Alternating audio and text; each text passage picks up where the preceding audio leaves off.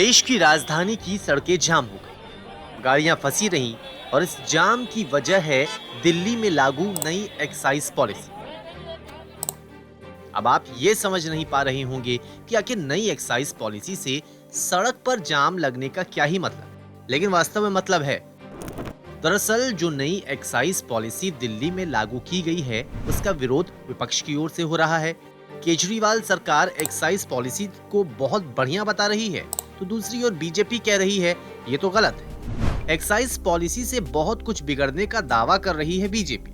खैर, अब सबसे पहले आप ये समझिए कि दिल्ली की एक्साइज पॉलिसी में है क्या और पुरानी से ये कैसे अलग है। अगर नई आबकारी नीति की बात करें तो शराब की दुकानें पूरी तरह से प्राइवेट होंगी। शराब पीने की उम्र घटाकर 21 साल कर दी गई है।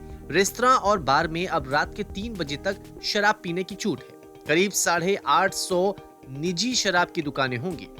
हर वार्ड में 3 से 4 शराब की दुकानों को खोलने की छूट है। ऐप या वेबसाइट के जरिए होम डिलीवरी भी संभव है। दिल्ली में नई आबकारी नीति 17 नवंबर 2021 से लागू हो गई है। खैर, ये तो नई आबकारी नीति की बात हो गई जो कि दिल्ली में लागू की गई है। अब ये समझिए कि विपक्ष को आखिर समस्या किस चीज से है। विपक्ष का आरोप है कि गली गली में शराब के ठेके खुलेंगे। पहले 250 प्राइवेट ठेके थे, अब 850 हो गए हैं और नए ठेके खुलने से आम लोगों को परेशानी होगी। और आरोप है कि ज्यादा टैक्स वसूलने के लिए कानून व्यवस्था के साथ केजरीवाल सरकार खिलवाड़ कर रही है और साथ ही दिल्ली के युवाओं के भविष्य के साथ भी खिलवाड़ हो रहा है।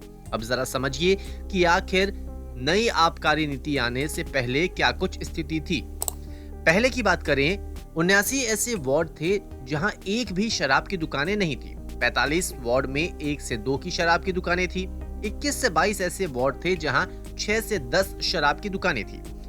हवाला दिया जा रहा है कि आम लोगों को परेशानी होगी, लेकिन एक फैक्ट ये भी है कि दिल्ली में नई आबकारी नीति लागू होने के कारण जो कुछ प्रदर्शन हुआ, उससे भी कहीं न कहीं दिल्ली की जनता ही परेशान हुई।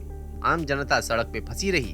खैर, केजरीवाल सरकार के अपने ही दावे हैं और आबकारी नीति को लेकर दूसरी ओर बीजेपी अपने दावे कर रही है।